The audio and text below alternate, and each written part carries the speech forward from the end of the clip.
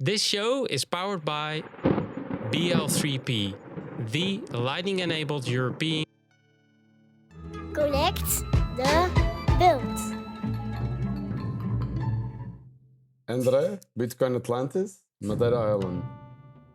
Madeira is an archipelago and an autonomous region of Portugal located in the Atlantic Ocean. It is an archipelago consisting of 4 main islands: Madeira, Porto Santo, Desertas and Savage Islands. Madeira is adopting Bitcoin. Will the other islands follow soon? Yes and no. Have you finished reading the book of Lynn Alden, Broken Money, yet? No. Funchal is the capital and largest city of Madeira and also the birthplace of Cristiano Ronaldo, one of the greatest football players in the world. The city is home to the CR7 Museum, dedicated to Ronaldo's life and career. The museum showcases memorabilia, awards and highlights from his football journey. Do you think Ronaldo is the best football player of all time? No. Is it hard to raise 4 kids?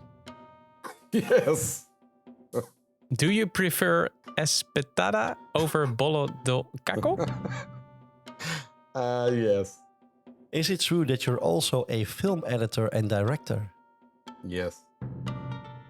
New Atlantis is a novel written by Francis Bacon. It was first published in 1627, a year after Bacon's death. The book presents a utopian vision of a fictional island called Ben Salem.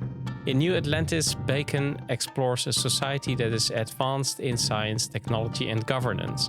The people of Ben Salem are portrayed as virtuous and knowledgeable. Was this the inspiration for Bitcoin Atlantis? Yes.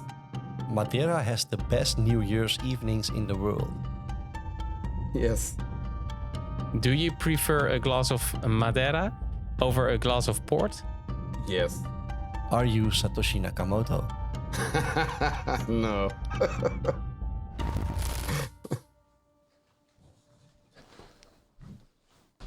Welcome to the Connect the World weekly podcast. I'm Edward. And I'm Steph. We are ready to take you with us into the beautiful world of the Lightning Network. Enjoy the ride.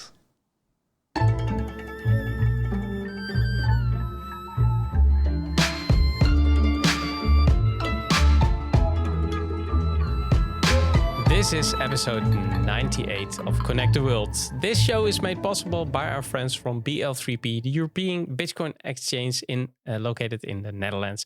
Thank you guys for helping us out in our mission. And if you also want to help us out, then follow us on Twitter, subscribe at our YouTube channel, or if you have any questions at all, head over to our Telegram groups and you can ask us anything. And of course, you can make a donation. That's always welcome. Conecta el mundo. Welcome, André. André, welcome. Good to have you on the show, man. Good to be here, guys. Hey, Yeah. is it hard to raise 4 kids? You told us in the pre-talk that your kids are now still awake. Yes. So we are live experiencing Daddy André, keeping his kids entertained, right? Because otherwise they might disturb us now in this conversation. There might be a bit of a hectic confusion around here soon. yeah. And you told us also that you still need to have some dinner, right? So they're Yes. getting hungry. Oh man, hungry kids. We It's the dine worst. late in Portugal, the cultural thing. Yeah, man. But so you have 4 kids, and the oldest is 8 and 9. You told, right? Or 7 and 8. My oldest is 9 and my youngest is 4. So we had 4 kids in 5 years and 3 months, basically. And you're still alive. Barely. I only had 2 kids, and I'm always thinking, am I still alive or am I somewhere else? You know? Oh, crazy, man! But nice. I saw a picture on your Twitter. They have very bright blonde hair. Not something very Yes. typical, right? In Portugal, or My wife was very blonde when she was young, so Okay. or the parent is from Sweden somewhere. I just raised them. You know? you wasn't there then. you have you My don't wife have a is actually listening to me. She was like, "What?" you don't have a blonde neighbor, André.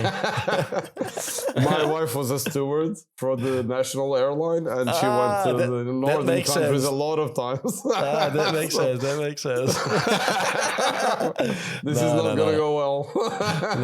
This is going to be a short conversation, I guess. Yes. She pulls out the plug from your internet connection, right? No, nice, man. Yeah, it's good to have a nice couple of kids, and they bring joy, right? Absolutely, it's Yeah. you know, it's very hard and challenging, but at the same, it's a bit schizophrenic actually, because it's the best thing in the world and the worst sometimes, just out of the craziness of the daily life, you know. Edward is a I don't know if I can say this on national television. We're just on YouTube, but Edward is a pussy. He only has one kid, right? He only has one. You have to up your game soon. Come on, Eddie. I always feel that, and that's a nice thing that you also forget. So the problems that arise in the morning, they're all forgotten, right? Yeah, that makes it bearable. Yeah, dude. Yeah. I mean, I'm also only talking about one. With my youngest, I had the worst couple of first months I can imagine, and my sister, she just gave birth to my niece last week, and I was talking to her, and she was talking about stuff that I just forgot about, because I think it's just a mechanism from Mother Nature or something, just just let you forget some stuff so you can keep loving your child, you know, because if you don't forget stuff, well, man, it's getting harder and harder, you know. It's so it much just prioritizes the good stuff. I think it's and that's totally true. I remember Philippa after the second and the third, she was like, never more. No. And just like, I don't know, 3 or 4 months later, maybe you could have a new one, you know. Like, oh, really? Oh, man, damn. So, okay, Steph. No, I'm keeping it to the 2 I have now, man. Yeah, no. It's something different. Has its ways to keep it going, you know. Yeah, no. I'm keeping it at the 2 I have my hands full of it. So, it was difficult, André, because you're from Funchal. I'm a big football a fan. Obviously, I'm Team Lionel Messi. I'm sorry, but I'm just Team Lionel Messi. You are all in the Netherlands. Like I've yet to see such a crazy football country, you know. And we are very much in Portugal, but in the Netherlands, it's even worse. I guess it's even worse. Yeah, but we have really two types of people. We have the ones who really love Lionel Messi and Barcelona, and we have the ones who really love Cristiano Ronaldo and his time at Madrid, obviously. But you said you think it isn't the best football player of all time, but now I'm curious. Who do you think is the best football player of all time? Okay, now it comes. I don't think I have one specific. You know, you get the you know, Maradona and Pele kind of guys, and Van Basten actually. Oh yeah, great player. I don't think. Well, Ronaldo is, you know, out of this world amazing, but in my view, I think it's more from proof of work than from being born this amazing talent. Yeah. I think that is what makes him really stand out. He's a really work, like completely focused on being the best of the world. Yeah. And the first to get to practice, the last to get out. Completely focused on his physical, on his talent, on it. And Messi is just one of those guys that is born a talent. Yeah, it's the opposite. It's completely the opposite. Yeah, but it's funny that you say it that way, because I never thought about it. But it is real proof of work. So yeah, it is. So it is strange. It is strange that I don't. It's strange that I don't like Ronaldo as the best player, because I'm a total Bitcoiner. So yeah, it has to be Ronaldo at the end of the day, right? I actually think Ronaldo is. You know, because when you ask for who's the best one in the world, or if Cristiano was the best in the world, I relate to the old stars. I was not considering this duality between Messi and Ronaldo. But if comparing only the two of them, I do prefer Ronaldo because of the proof of work. Yeah. I think he stepped up everything he could, and to be the best, basically. And Messi doesn't do it like that. No, I totally agree with you, man. You open up my eyes just a little bit. You open up my eyes. Being the best version I will rethink of it. yourself. Messi is like Romario. Do you remember Romario, the Brazilian star, the striker? Yeah, he played for PSV in Eindhoven here in Holland. Yeah, but he didn't do shit. He didn't even like to practice, but he was a magician inside the box. And they let him, man. They let him. They just said, okay, do your thing. Yeah, if you don't want to go to training, no problem at all. No problem at all. Just do your thing on the pitch, right? But the focus of Ronaldo is unmatchable. The guy is crazy. Yeah, man. I think it's something to be proud of, right? If it's just from your capital city. I can imagine that from Madeira. Absolutely. We are this very small island in the middle of the Atlantic Ocean. And we have the most recognizable human being in the whole world, coming from here, because it's a big thing, of course. Yeah. And then he wore a Binance shirt. I mean, what the hell? Oh, Jesus. I saw him wearing a Binance shirt. André. I know. And he shields the NFTs, statues and golden balls. And man. Whatnot. Yeah. We tried. Yeah. We sent him some safety in his book and even a letter and whatnot. I don't think he ever reached it. Oh, really? Which book did you send from Safety? The Bitcoin Standard. The Bitcoin Standard, okay. Safety himself wrote a letter to him that I sent through his family. But I don't think he ever reached his hand, but it's a shame. He could make a whole lot of difference if he was orange pilled. I can imagine. No, yeah, of course. He's a big, people look up to him, right? So, and you're also a film editor and director? Or you was, or you still are? No, I was. Okay. I don't think I've opened up editor software for years now. Okay.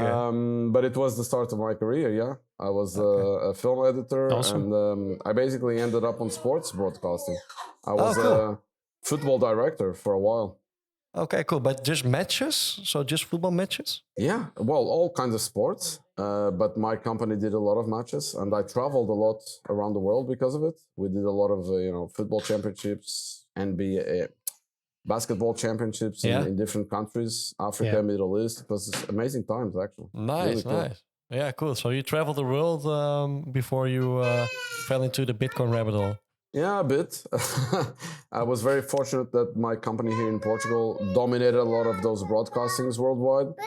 And actually, my youngest one is here, like already. The 4-year-old, there he goes. The 4-year-old, of course. And I was able to travel because they did a lot of deals, especially in Africa and Middle East. And so they brought a lot of Portuguese and the Obi fans and everything to the for example, the Africa Cup of Nations, for example. Yeah. So we went 1 month and a half to Ghana to do the finals. And it was really, really good times, and I was fortunate to know a lot of. She's showing me things. Opa, está no meio de uma entrevista, filho. Just a second. Sorry, guys. No problem, man. I knew this would eventually happen. Yeah, sure. She's getting hungry, man. Come on.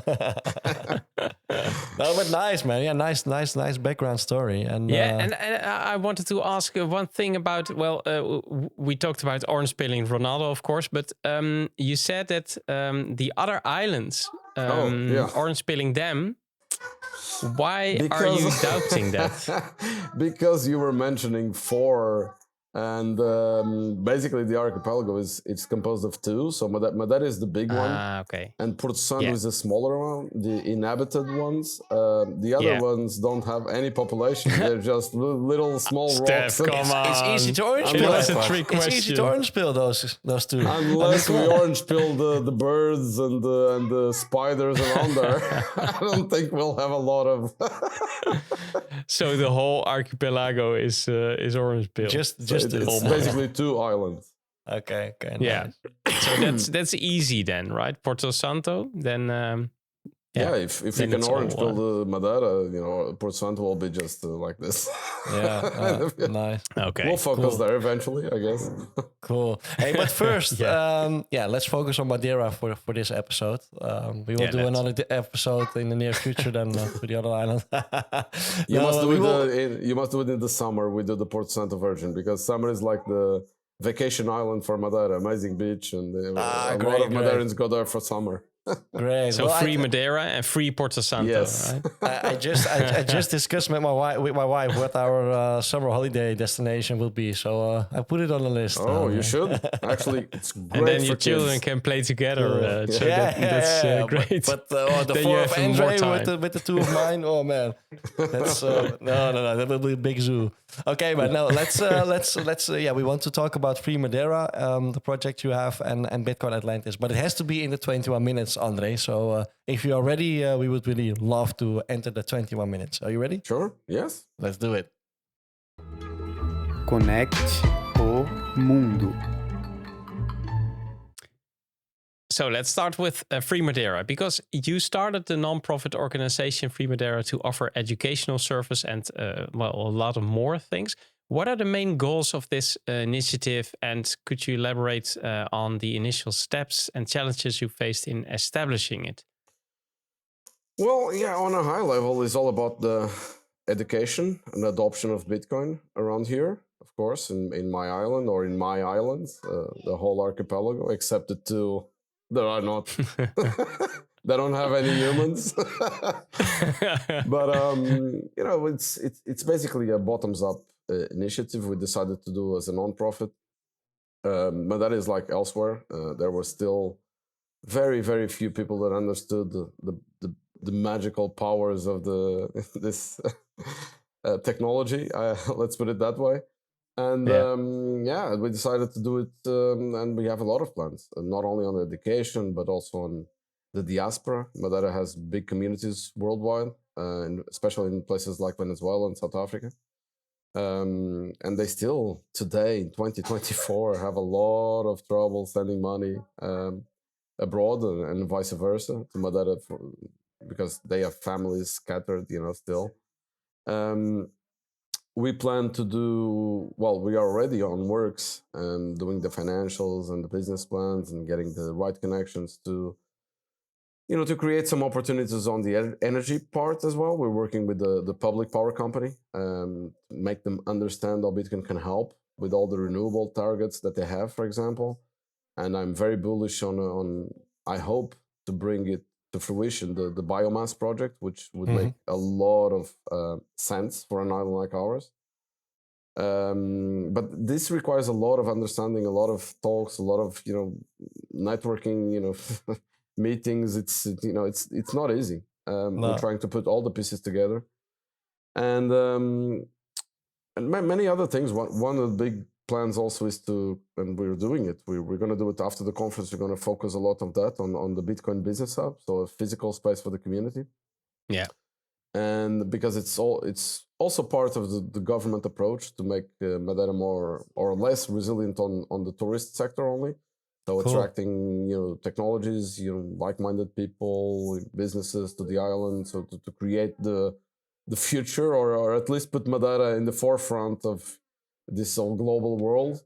And lots of plans there that were eventually a bit disrupted by this huge conference that we decided to do. So we are very focused on that right now. Yeah, you can't split yourself, right? So it's hard. But how does Madeira, you touched on it a bit already, how does Madeira's unique geographical and political status contribute to the suitability of the Free Madeira initiative for you? Well, let me make something clear. I would do it anyway. But there were a lot of events that that I couldn't control, like the serendipity moments that made it a lot easier, I guess.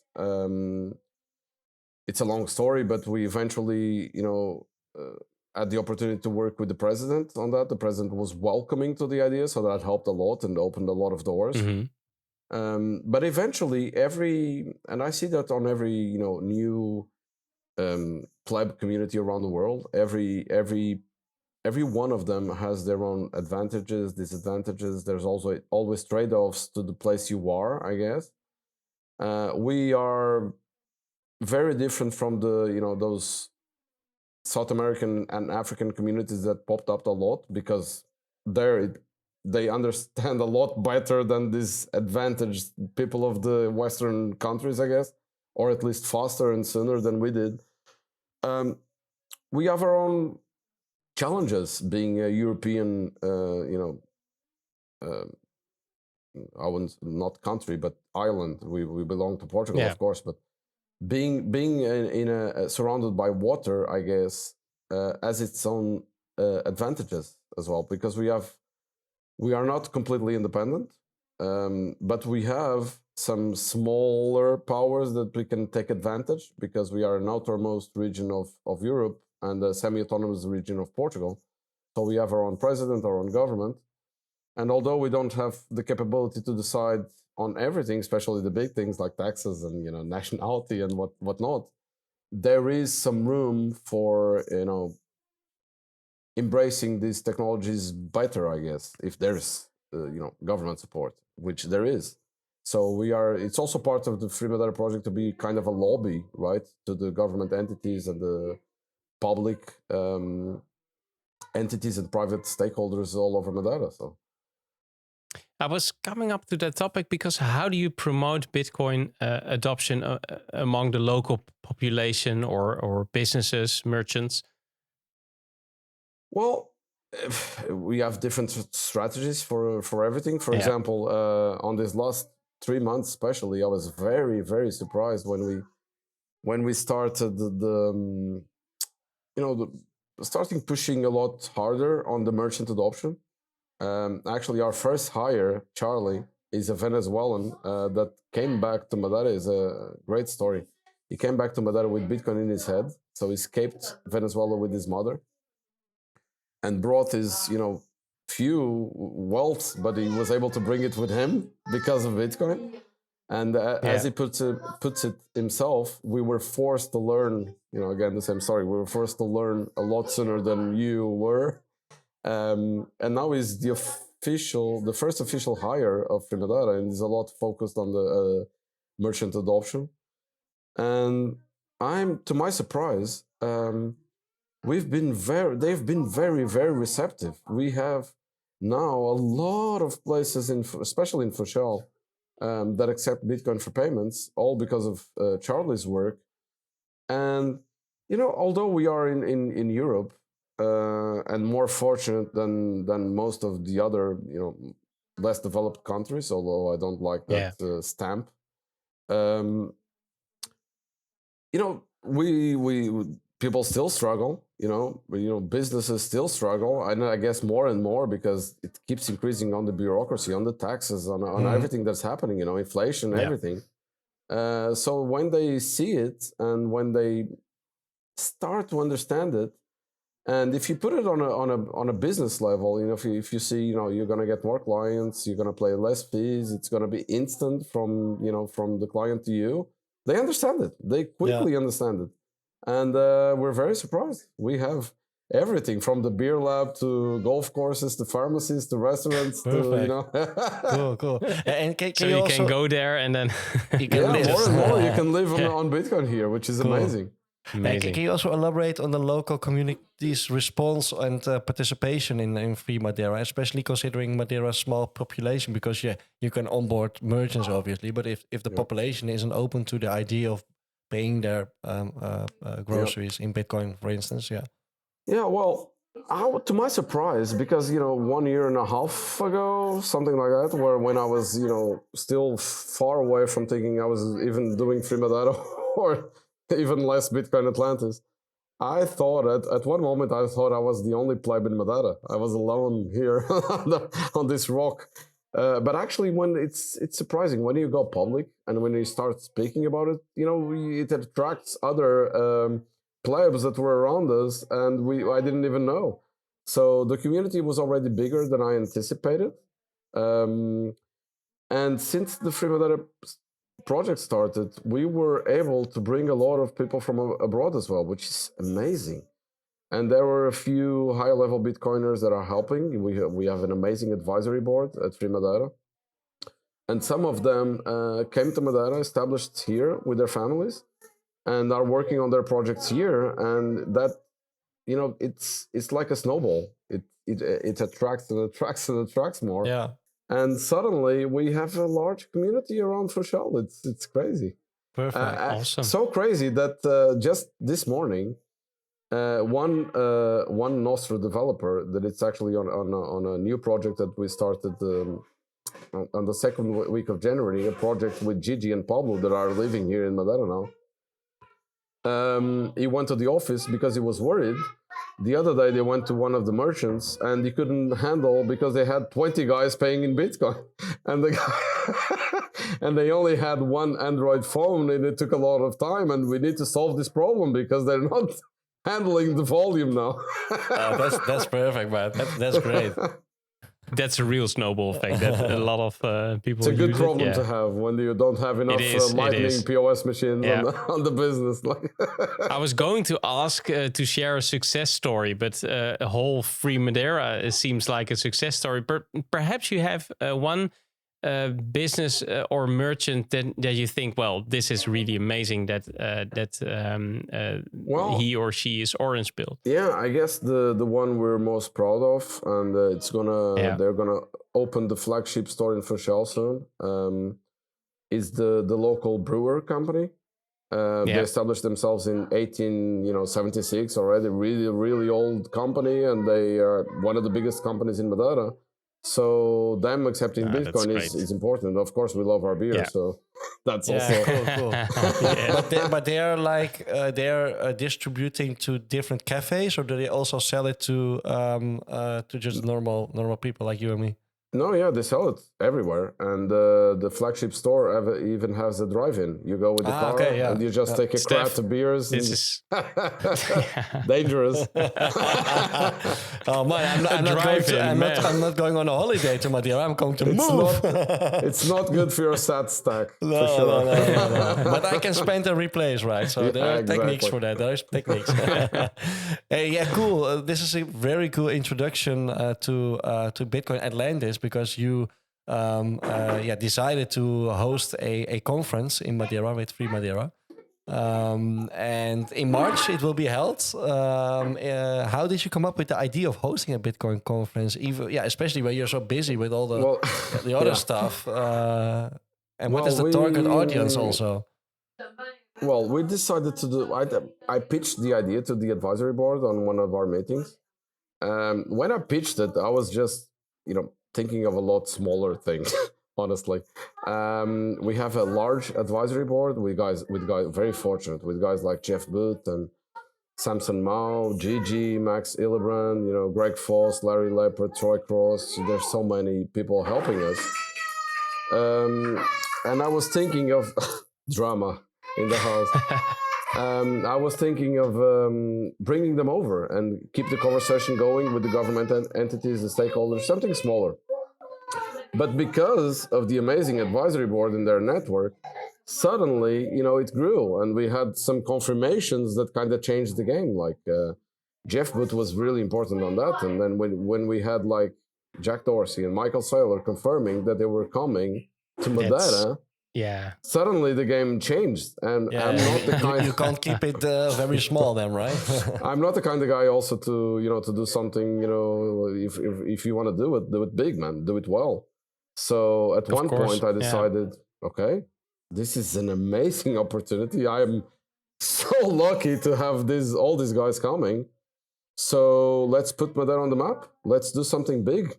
Let's do an amazing Bitcoin only conference, and take advantage of also living in an amazing island, which is a very cool touristic destination by itself, and make it an amazing week. Let's do it. Do you think that also played a role in for the speakers to come to? But maybe they were like, oh, it's so. Also beautiful, right? Europe is Madeira. I mean, I think so. It was more, it was more attractive, I guess, to do it on this remote island in the middle of the Atlantic than just going to the middle of London again, right, or something. Just giving an example. So I guess that played a role. But also the advisory board, the what we were doing, I guess the media attention also because of the government support, I guess, which we appreciate. And let me make it clear, we're not a government entity at all. We appreciate the support, but we are independent from the government. And that helped a lot. And then when you get it's a snowball again. Like when you get Jack Dorsey and Michael Saylor and Jack Mahlers and these kind of people confirming, Preston Pish, Lynn Alden, all those guys. And what it attracts others. So they kept flocking, and now we have. This is crazy because we're still announcing. We have 3 weeks of 5 people to announce every day. We are almost reaching 160 confirmed speakers for the conference. That's a lot. Crazy. Yeah, that's a lot. And what do you think is the most different thing about this conference than other conferences around the world, or unique aspects or features? Of course, the island, but yes. Well, perhaps something in the... We tried to make it a little bit different. I went to other conferences, and we decided, well, not only to make it very clear that it was a Bitcoin-only conference. You said it, the island, but also the venue. It's a stadium. It's a lot different than those traditional conference spaces that you get elsewhere, I guess. Although there are some smaller conferences that happen in really cool places, like Freedom Fest that happened now in Costa Rica, for example, in the middle of the jungle or by the sea, which is also really cool. But we have an amazing venue, and we decided also to make it an amazing week and family friendly. Again, the vacation thing, we decided to be welcoming to the. There's not a lot of women in Bitcoin, so attract. Bring the wife, bring the kids, make it a vacation with an amazing conference and panels and a lot of things to do. We decided to be to go crazy on the satellite events. Cool. So we're gonna have a lot of satellite events. There's also really a dedicated kids area, right? We saw on the internet. Yes. Yeah. Inside the venue, we'll have a space for kids, and which is actually divided in 2 spaces. One from really babies and toddlers, that we're gonna have nannies and games, and and you can leave it for a bit of daycare while you go watch a panel, for example. And we have another place for more to 6 to 16.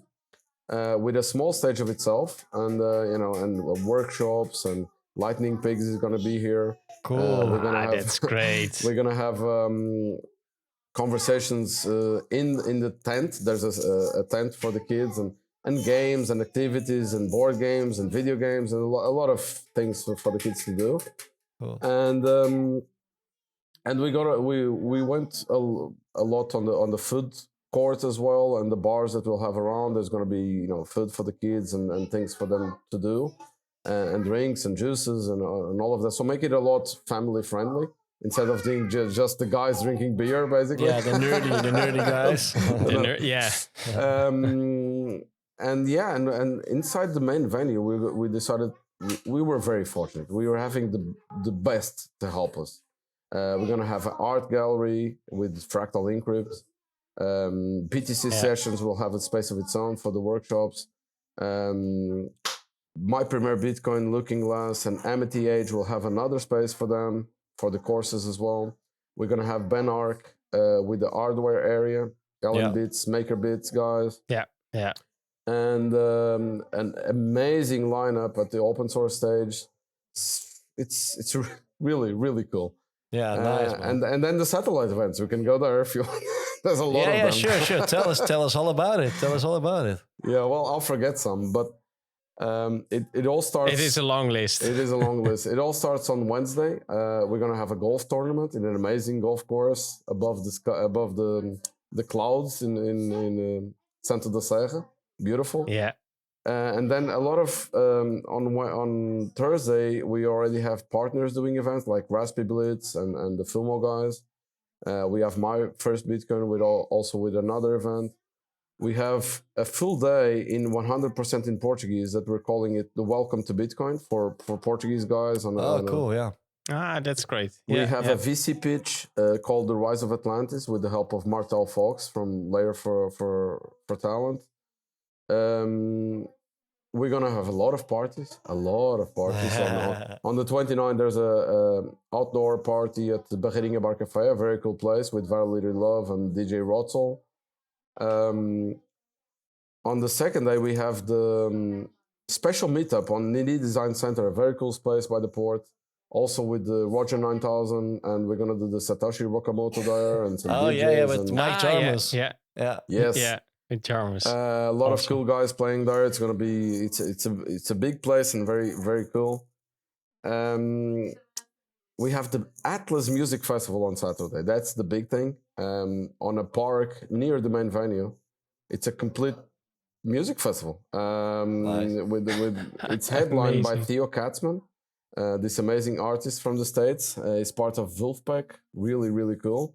And we have Joe Martin and High Frequency, or I confuse the names now, and a local band called Napa. So it's very cool setting as well. Yeah, really nice, man. Beautiful gardens and trees, and we'll have the stage there and the music. It's going to be fantastic. Cool. But I can imagine, because it's such a big conference, and but how do you envision Bitcoin Atlantis impacting the local community and economy of Madeira? I mean, there must be some kind of buzz, right?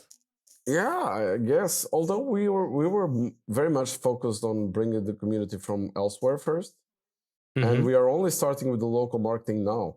But it's now starting to impact a lot. Like people are, what is happening? Like who is coming? Jack Dorsey and the music festival and everything. So it's gonna make a splash, and it was intended as well, because one of the big goals, like really really big goals of the conference as well, is take this opportunity to, I wouldn't say orange pill, but create this curiosity around it, the locals, and we hope to attract a lot of them for the conference, because it's a major opportunity that we never dreamed of having, of really really pushing them towards education. And I think they will be very very surprised, those who are curious enough to come to the main venue, that they're not gonna talk about price and and buying and selling and trading cryptos, or so it's great.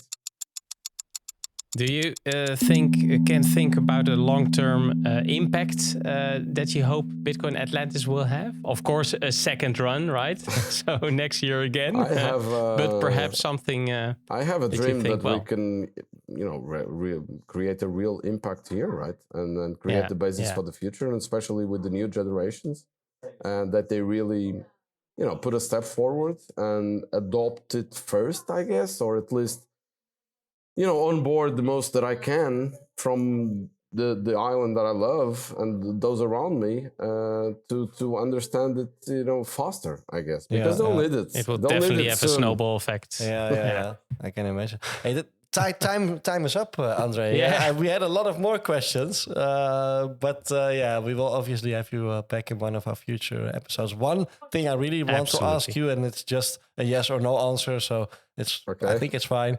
Is it possible to pay with Bitcoin at the conference? Yes. Yes. Okay, obviously. Of course.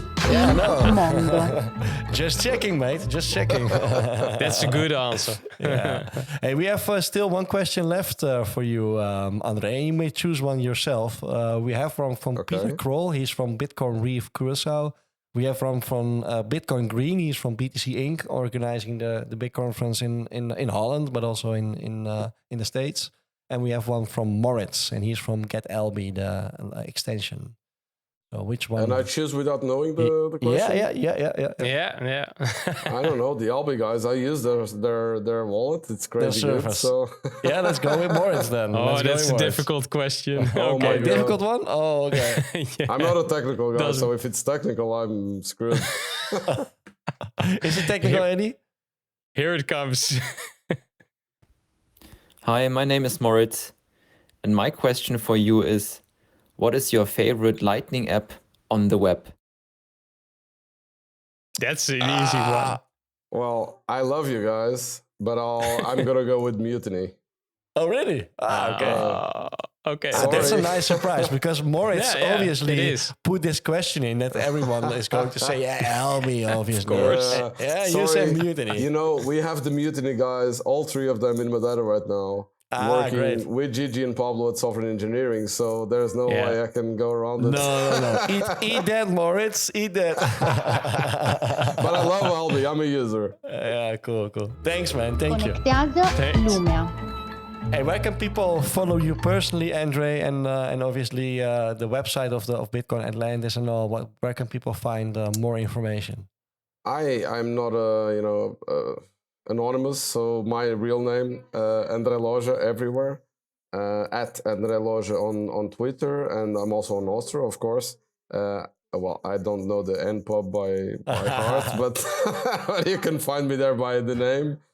And and all the socials. We have Free Madeira on Twitter and Bitcoin Atlantis as well, and on Nostra as well. So you can reach us easily. Perfect. Thanks again, André, and everybody else. Thanks for listening, and thanks to all members participating in the Satoshi Radio Rings of Fire. And of course, thanks everyone helping us out to connect the world. So if you like our content, then please support us in our mission. Visit our website, connecttheworld.live, where you can also donate and subscribe, like, and share our content on your favorite platform. We need you to complete our mission, connect the world. So keep those nodes running, sats flowing, and rings burning. And go to Madeira, of course. And see you next week on the same Lightning channel. Adieu. Hasta luego, Adieu. André.